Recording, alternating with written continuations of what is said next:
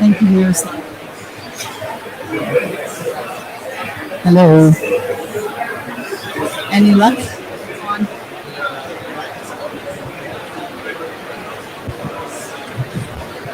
Is it because this is on?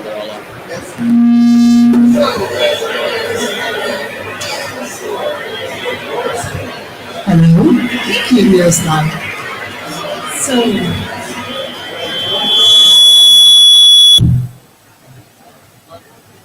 now it's good. Awesome.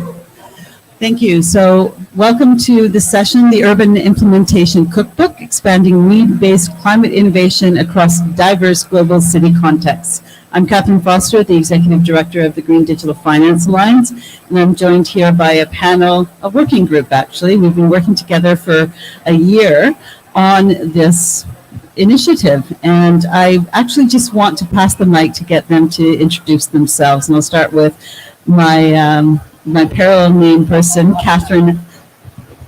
Thank you, Catherine, with a K. Yes, Catherine Atkin, and I am from the Stanford Law School, Center for Legal Informatics, where I chair a climate data policy initiative. When it comes to the Innovation Hub, I've had the opportunity to work with this team on a number of projects over the past year. One in particular is one of the demonstrator initiatives out of the launch of the hub in Goyang City, looking at innovations in consumption-based accounting and climate action. So glad to be here today. Thank you, Catherine. I'm Jorn Verbeek. I work for KPMG on innovation, but also on urban challenges. I'm also a board member of the European Cities on Climate Neutral and Smart Cities mission. And apart from that, advising the UNFCCC Global Innovation Hub as the colleagues here to try and see where we can do the matchmaking between public-private sector, finance sector, and innovation, just to make sure that with all the knowledge we have, all the potential that is out there, that we can really cross-connect, and that we make sure that we go that level deeper, not only on which challenges like adaptation, mitigation, gender, you know them from COP, the COP thematic days, but how do we go that level deeper? How do we really make tangible connections and really a meaningful work stream that we know that we can create that impact that we're all looking for? Very well said. And Ben.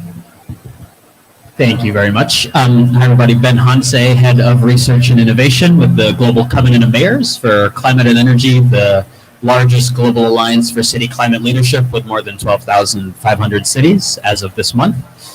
Signed up, and I focus on our Innovate for Cities initiative, which is really around driving those partnerships cross-sector to help accelerate city climate action and meet the gaps that they've identified en route to supporting delivery on the Paris Agreement, whether that's private sector, national government, of course, local government are involved, academia as well. And obviously here as part of this cities track within the Global Innovation Hub, and indeed, it's just great to share the floor with you guys. Yeah, it's actually really good to be working in person. A history of our working group largely came out of the UNFCCC, or UNF Climate Change, Global Innovation Hub.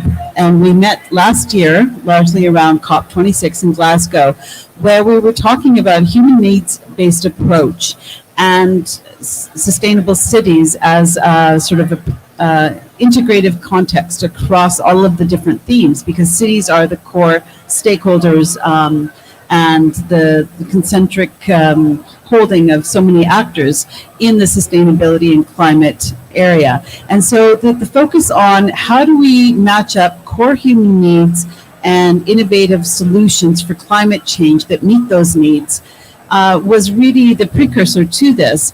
And we came up with a concept based on actual real life work that each of you have done on looking at innovation for cities and how it's very much a fragmented, siloed space.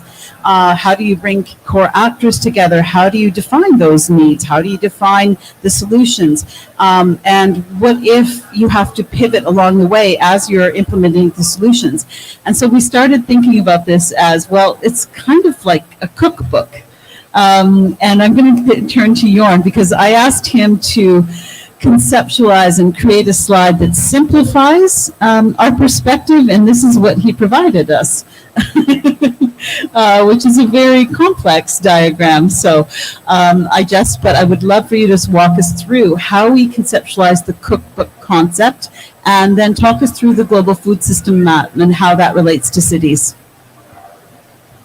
Thank you, Catherine. And not to make it even more complex and not to confuse you, because there's of course a challenge on food as well. But I think the parallel with a cookbook is to also try and think, if we see that there's a complexity and it's really difficult to get the actors around the table and working on the same agenda, what is then the narrative we use? What is the way that we say what you are talking about is actually what I'm working on as well? But we use different words. We have a different protocol. We have a different way of looking at things on getting parties around the table. And that's why I think there's two elements. One, to make it visual. And this is, of course, a visual on the food system and its complexity, but also to understand what are the interlinkages, what are the interdependencies, what are the elements that come into play. And I think apart from the food system, that's also the parallel with cooking. If we want to cook and not just put something in our stomach, but really want to cook and be nourished, then it's really important to look what are the ingredients that we're going to combine. But the way that you are going to cook might not be the same way as I am going to cook. And therefore, it's really good to understand, if we come and visit your place and we have dinner, to then afterwards learn, and that's of course always grandmother's secret, but how did you do that? Because we can see what ingredients are in. You can say it's tomatoes and it's cheese and it's something else, but the way it's being cooked, that provides, of course, the quality. And therefore, I think it's good to better understand when we talk about climate, when we talk about urban challenges, what's on the table, realize that it's complex, embrace its complexity, but also see what are the entries, what are the elements we can leverage, how do we combine them in a way that becomes functional and creates an impact. So if you go to the next slide, this is also, for me, what a cookbook and what cooking is about. This is from my hometown, from Antwerp in Belgium, where a family and the whole street did it actually. Just put a recipe on the window to show the neighbors, to show people passing by. This is what we're cooking tonight. And I think we should go to that low threshold, that easy entry to say, this is actually what we are cooking, how we cook it. And you're happy to ring and to stop by and ask hey, that's actually interesting, but I usually do it in another way. And if we all start to do that, just to get that same common language, but also just the energy, the eagerness to say, what can we do if we start discussing, because we all want to be, of course, having a nice plate on the table. How are you doing that? And what can I learn and take from you? And then if we go to the third slide.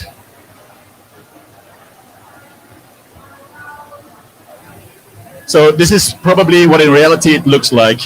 This is the lasagna. So there's many layers. If we talk about urban challenges, you talk about the built environment, you talk about mobility and transport, you talk about energy infrastructure, you talk about waste management, water, surplus strategies, anything you have. And I think there's also two elements. You need to accept it's going to be sometimes messy. Sometimes your lasagna works out. There's many times that it is not working out, and you see I should have done this in a different way, and I can maybe ask my neighbor, how did they do it last time, because we had dinner there. But it's also trying to see, when you talk about lasagna, what are the entries, what are the elements when you say lasagna? Does it mean the same in Belgium as it is the same in Switzerland or in the Philippines or in the US? Are we all cooking the same thing? It's also about who's cooking. Often you come home and you ask your wife, I had a long day, busy day, but who's going to cook tonight? Just to understand, what she does, what she needs is totally different from,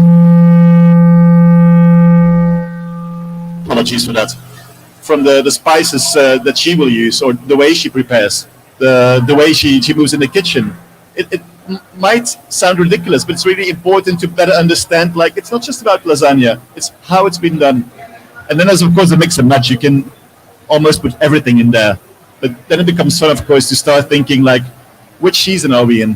What is being provided in this season? How is my lasagna changing by every season? Because we don't have the same availabilities the whole year round.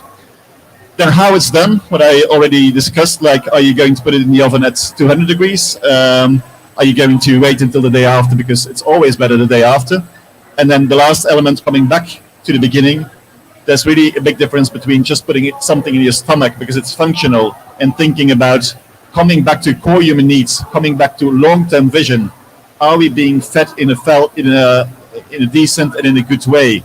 That's really important. It's not just like whatever we're cooking, it's going to be fine because I don't feel hungry anymore afterwards. But to really think like, what do I put in that is really creating an impact? And hence the whole cookbook approach. It should be tangible. It should be something that you feel, this is making me hungry. I want to understand more. I want to start cooking. I want to be invited next time if you do a workshop. Preferably a workshop with all these ingredients. And that way start discussing what we see that is possible. How can we actually achieve that by working together, by discussing, and make that cookbook also an open thing that we share, that we invite people to and say like, the way you cook, actually it's triggering me. How can we get into the same dialogue, looking at core human needs, looking at the urban challenges that are on the table, and just start doing it. And it will fail, it will be messy, but it's part of the fun, but it's also part of the learning process. Catherine, back to you. Thank you very much. Now I really am hungry. I think this is actually really an analogy, as we were saying. We've conceived this as an analogy for really understanding that every city is different. And when we talk about cities facing climate problems, the solutions and the recipes for those solutions have often been prescriptive, top down. And what we're saying is you need to assess what equipment you have, where are you cooking, what are the cultural elements, what ingredients do you have, and what's your process and what other extra touches do you put in, how many people are you feeding. So that analogy carries through from the city's perspective. Miroslav, I think we can go to the next slide.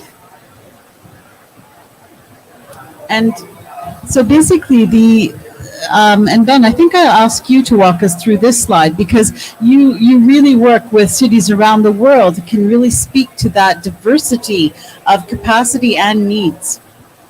Yeah, thanks. And it's a hungry segue, but a good segue to make from Jorn, I think, because you have, as you just said, all sorts of different cities that inhabit this earth. You have cities who are incredibly ambitious on climate, who are so populous, who have a lot of capacity, or the opposite of any of those three things, and so many other factors, demographics that we're not even able to account for here.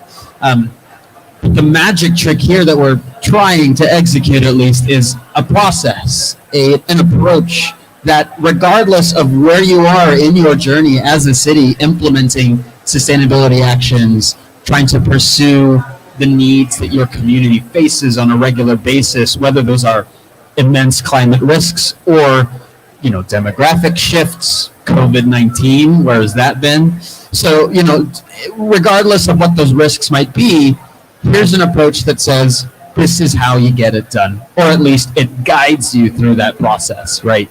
And so using a cookbook approach, we're able to say, these are the stepwise changes or procedures that you can follow. It's not even in chronological order necessarily, but that you can follow in order to meet those needs on the ground.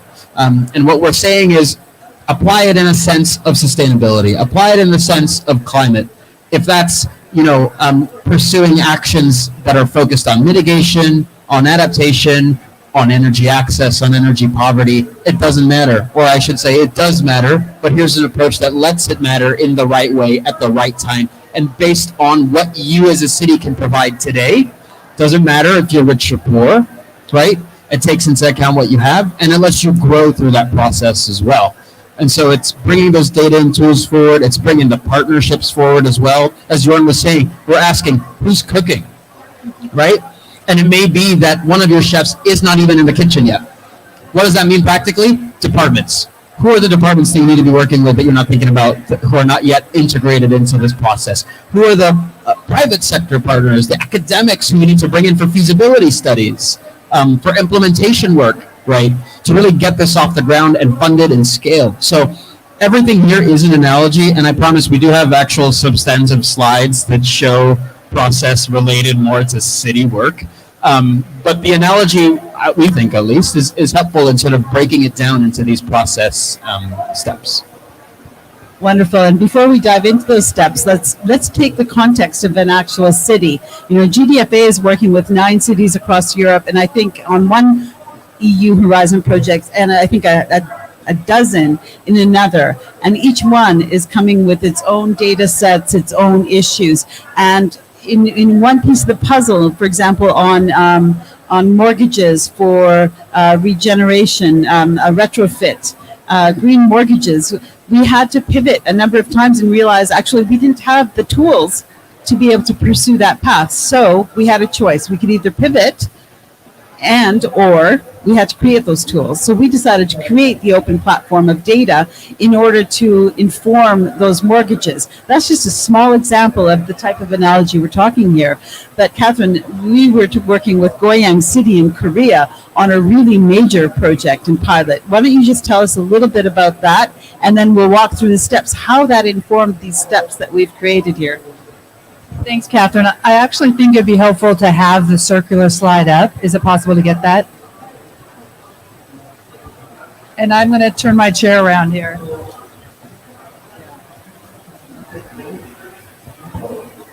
So thanks, Catherine. Yeah, I think this is really useful also when we think about asking cities to do things differently. And I think that is one of the things that the Innovation Hub that is really saying, which is all the work we're doing in cities is really important, but we're also missing the opportunity to actually think about climate as it relates to what cities are all about, which is making their city a great place to live. So we think we have something that requires a different way of thinking about things, but it's actually super powerful together, which is instead of asking cities to address climate change and be net zero, and at the same time feel like there's a tension between that and like potholes in the street, the need for transportation, housing, food in a community, the Innovation Hub allows us to think about those needs and create low carbon value chains to address them. So I think we think of that as actually a powerful and I think a very smart way to do this work. So in that kind of change management with cities and allowing them to see this as a both and a bonus for them, this approach to the process I think is instructive. So I had a chance to work with Goyang City, which is one of the demonstrator initiatives for the Innovation Hub. And Goyang City is focusing on how do you think about measuring carbon emissions in a city when it comes to starting with the needs of communities versus what we generally do, which is to look at our major emitters and measure their GHG emissions. But when you're thinking about meeting the human needs of a city, you need to understand, well, what are the carbon emissions associated with that? And how can we create new approaches to expanding services that actually achieve low carbon solution impacts? So Goyang chose to start with shelter. So I'm going to talk about this chain as it relates to the shelter need in a community. And I'll talk about how GHG accounting is a tool. It's part of that kitchen capacity. But let me just first talk about if we were looking at the shelter context in the city, we would be first talking about, well, what do people currently experience with shelter? What are their needs? What are the gaps in the services that they're experiencing? That could be current housing is not sufficient or meeting their needs. There may need to be a different approach to delivering housing. Conceptualizing that menu is saying, well, what is this need? Where are the gaps? And then how can we start creating space to create solutions to expand people's positive experiences with shelter, which is protection from the elements and opportunity to live a flourishing life within your own family unit. At the same time, we're going to do that in a low carbon way. So you conceptualize that menu, you work with people to identify the needs. Then you have a chance to start saying, well, what could shelter solutions look like if we were going to more adequately and fully meet the needs of communities? So that might mean new shelter, different approaches to organizing shelter. And so what we're going to say is, let's start with where we want to go as opposed to what we think we can do right now. And I think that is another sort of hallmark of this Innovation Hub approach. So first thing we do, we won't be limited by it, but we're going to assess what is our current capacity.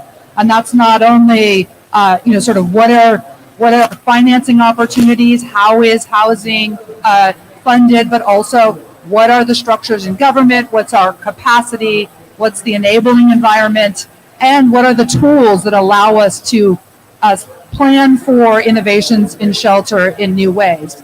That's exactly where the Goyang City Initiative, the solution around GHG accounting sits in that, what's in your kitchen. And we realize that right now, many cities don't have a way to really assess the carbon footprint of new approaches to a thing like shelter. So it's not only about creating a baseline, but we have to then have a way of measuring the carbon intensity of the new things we're going to try.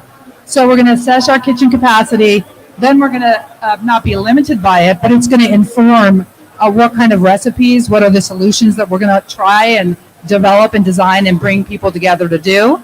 And then we're going to go and develop those additional ingredients, right? That may be new financing mechanisms, new stakeholders at the table, new construction, the elements and more low carbon materials, but also the way that things like utilities and water are connected, because that's part of the shelter carbon footprint. So then we're going to create some dishes. We're going to try some of those new things, new approaches to building, ways of formulating housing density, for instance, in different ways. And then we're going to try it. And as Jorn said, we're going to know that we're maybe not like the first dish. It may not be what we need. We may want to go back and try it again. And that's what I love about an innovation cycle, which this basically is, right? A plan, do, study, act, and go back again. So if there's things that we come up with that we think are powerful, then we're going to share that recipe, add it to the menu, but recognize also that for even in the shelter context, of course, global South reality is much different than, a cold Northern European city. And so we have to understand that these things are going to look different. So that's an example of what happened in Goyang City. Thank you, Catherine. I remember those very early days when the stakeholders around the table that were looking for the solutions had made some assumptions about what data was available, what tools were available. And I think that was sort of a precursor to this, wasn't it? Yeah, thank you, Catherine, for queuing me up. I do think that one of the things about the pantry is that it is going to look very different, and we need to have an approach, and that's what we like about this framework, which doesn't say if you don't have all the same ingredients, you're not as good as the other pantry, or you can't really do anything because your pantry has different things or not enough. So I think that when it came to the accounting, which is really using an innovation cycle on GHG accounting, is to say, well, just because we don't have all that data on the carbon intensity of buildings or how users or residents of a city experience housing, it doesn't mean that we can't start with some data and then improve it over time. So that's a great comment. Ben, do you have anything to add to this? Do you want to walk us through some more of the process? Yeah, I think Catherine covered it very eloquently, and it's a process that, as we've been saying, can be adapted. I think the other place to look at in this diagram or in the cookbook in general that's fascinating is the gaps, right? And not in terms of what's missing in the natural sense, but we know that each of these steps alone are not going to solve the issues, and not going to solve the implementation dilemmas, right? There's still a gap there. And this is an opportunity for those cross-sector partners to come in and provide the support and build the capacity for these cities who are taking it on. Because as you mentioned, Catherine, yes, the cookbook can be used by us as institutional partners to the Global Innovation Hub, but it can also be used by local governments themselves, sort of taking that. I don't know if Miroslav, we can go to the previous slide, actually, if you have a second. The previous slide, yeah, exactly. And just look at sort of who the users that are foreseen for this, right? So obviously in the primary box, really focusing on local governments, but specifically the departments that are relevant to the specific solution. And notice we haven't said so much about climate or energy, even though that's in the name of my employer. But in this particular context, we're focused on sustainability solutions that meet needs of communities. And hence, in that regard, there's so many departments, so many disciplines that could be potentially involved in this process, and it's about bringing them on. And then working with the secondary users. Not that they're any less important, but this is an approach that revolves around a local government that is ambitious enough and willing enough and has enough capacity to follow through on this process and really implement solutions. So obviously counterparts in regional and national government, international, supranational organizations, academia, civil society, private sector. So again, it's going back into those gaps and highlighting what the opportunities are for those partnerships to enable implementation. And this is the thing, right? You have a cookbook, but everyone's grandmother has the master recipe book that you pass down from generation to generation. And it's about, replicating and scaling those recipes so that the paper becomes a sepia dark brown, and years on can say, yeah, this is actually quite reliable, but also this is what I've learned. You've crossed out certain ingredients, you've crossed out certain steps in the process, right? Because of trial and error. And this is this is the other thing too, is cities who take on this approach need to be commended for the amount of risk that they take. We mentioned this earlier this week. Goyang, incredible amount of risk taking on an approach that really hasn't been replicated in that many cities around the world, consumption-based accounting, right? And so it's about documenting it, and it's that last step of sharing it, disseminating it, and making sure that you set it up in a way that's it's replicable and that it's attractive to other cities as well. And that's where some of our work as a city network or an alliance of city networks can come in. All of your organizations are sort of on that journey with each of your own sort of comparative advantages. And this is where we can really drum up that support through the hub and through other networks. Thank you very much. And actually, I think I want to touch on that and go to Jorn. But Catherine, with the city of Goyang, if we take the analogy, basically the city of Goyang was offering the kitchen and the chef, but it wasn't an easy step. It really was a risk to set that up. Talk us through a little bit about that. Who was involved in terms of those stakeholders? So Goyang City does have a long history of being sort of a climate-forward municipality. I also think that it takes a combination of, when you think about an enabling environment for innovation, you do have to have, it helps a lot to have a person at the top who's open to that sees the benefit of allowing that space, and they do have a mayor who's very forward-thinking. They also have agencies within the city that are specifically focused on climate, and they have the opportunity, I think, the sort of collegiality to work across agencies to kind of redeploy resources, because they had to say, well, there's the planning people that are working on zoning and buildings, and we don't really talk with the environmental folks, so we're going to have to do extra work, which is not easy either, but to see it as having a long-term benefit for the city. And so, and then having the outside, the academic, there's a wonderful professor, Dr. Kim, from emeritus from Seoul National University, who has deep understanding of these new innovations. So also having that outside capacity to bring in that new thinking, and I also want to give a shout out to the Innovation Hub, because I think cities also get energy from being part of something that's larger than themselves. So it's easier to take a risk when there's an entity saying, we commend you for that, we support you, we will promote what you're doing. So we hope and are expecting other cities to be in this similar space. Thank you very much. And we are competing with quite an active hub here, youth hub, but it's actually better than yesterday, so I'm really pleased. And they're cheering for us, actually. Jorn, I wanted to pass it back to you, and including with all of your work with cities and what you're doing currently, to just walk us through more thoughts about the process. You have a slide on that? It's good to have some music. I always come with music, but can be the circle one, can be the linear one. Yeah. Well, there's of course a number of familiar steps. Like if you go about city planning, if you go about industry, if you go about cooking, to come back to the analogy, there's a number of things that you will of course recognize. I think really important to, as you see, it's full circle, so you can start in everywhere. But let me just start by creating the dish. Maybe not the first step, but just for today. Like it's lunchtime, we're all hungry. What are we going to cook? I said in the very beginning, it's about discussing what are we going to put on the table. Of course, you will want to have a recipe or a menu, but as Ben already said, it can be a recipe that has been passed on for generations. It can also be something new. You just go in Google and see, like, I feel like that, and maybe I can pick from 2, 3 recipes.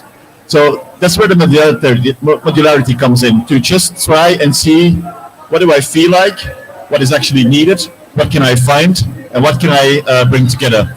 And that's how you start conceptualizing the menu, to see what do I still have in the house, what is perhaps missing. I go and check with the neighbors, or I have time indeed to, after school, drop by the supermarket and buy a number of things.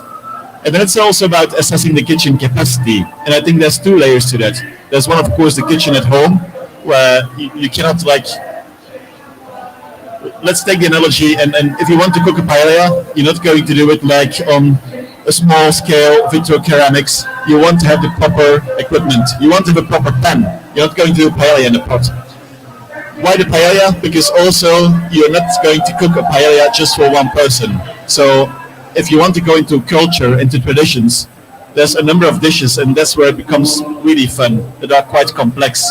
Who are they being cooked for? For like a larger audience. Like, you're not going to cook paella for one person, you're going to cook it for 20 persons. So the aspect of volume, like what am I going to cook with which kind of efficiency, that's also something to really take into account. I will switch slides in the meantime. And then of course it's to select the adaptable recipe, to shop for additional ingredients, because sometimes you think, I have everything at home, something's missing, you feel like, well, I figure it out without the particular ingredient, or I go back to the shop and go and find that piece that is missing.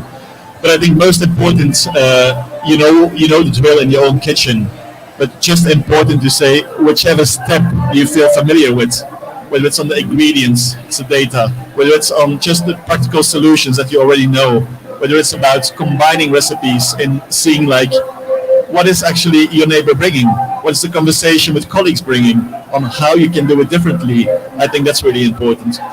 And the last element, I think, again, just continuing the analogy, if I take a private sector perspective on this, we talk about innovation, but what does that mean in terms of cooking? Well, we've seen the shift, or the shift is going on. If we want to go from just eating everything to becoming more vegetarian, becoming more vegan, I'm really surprised in the number of people that say, like, we can have a wonderful dish just by cooking with vegetables. And I think that's where the perception, the mindset, the innovation comes in, just to show it's not just like putting a number of vegetables together. It's knowing how to cook them in a different way than you're used to.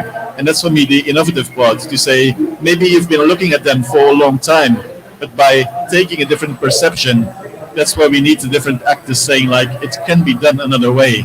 But by bringing all these elements together, we come to a really healthy, a really nourishing, and a really, I hope, collective dish that we can all share, and that is inviting to create hunger, to do more, and to invite people to the party to say, what next time if we bring all that, to again go back to Spain, like the Auberge Espagnol, if we take different menus together, it's just going to increase the fun, but also the solutions. Thank you. I think we're going to be wrapping up soon, so I'm going to offer each of you the opportunity to make a final statement. I think what I'd like to do is focus on our next steps, because this, again, is not a prescriptive approach. This is a frame of reference for others to bring us their pilots, their examples, their tools, their solutions, so that we can actually continue to allow for this innovation to happen. So I just wanted to pass it on to each of you for a final comment and word. And Catherine, Ben, I'll start with you. Sure. Miroslav, can we go to the second to last slide? Second to last. just on the next steps. Keep going. Yeah, right here. This is perfect. Oh, go back. So it's a great question, Catherine. I think obviously we have an approach, and in any sort of exercise that's a bit research focused and trial focused, you need to test it out. And so here is an opportunity for us to integrate the cookbook a little bit more into the core activities of the Global Innovation Hub. That includes the sort of virtual hub that's being built out, the actual platform that will help connect what we term solution providers to demand owners, right? And say, great, come to us with your needs, we'll mark you and we'll connect you with the institutions from all sorts of sectors who might have at least part of the solution of the response to what you're doing. And then the other piece as well is actually working with cities and local governments to try to test out the cookbook approach. Goyang was a fantastic example. They will continue to be a fantastic example. I think they're on the front lines of a lot of excellent work. And for us, in fact, at the Global Covenant, they're a lighthouse city, a shining example, not just in Korea, not even just in East Asia, but around the world for taking action on climate change. But working with additional cities of different typologies, small, big, again, motivated, unmotivated, to get this work done and highlight that you don't need to have a climate-first approach in order to make this approach work. It's a people-first approach, and this is a process that helps you get there. Oh, very well said, Catherine. I don't know what more to say. Plus Ben's in the position to actually be part of helping to scale this, and I so appreciate when you have existing networks involved in innovative efforts, because it's very easy for people outside those networks to have ideas about what they should do differently. So I think that's part of the drive for this cookbook approach, which is to say we embrace all the work that is going on and we offer some new approaches that we think will create greater value. And I would hope that we would have, in addition to Goyang, other cities that are integral and close learning partners with the hub that have, as you said, different parts of the globe. Because I do think part of this gets to, well, are these solutions and this approach, how does it work in areas that have less resource?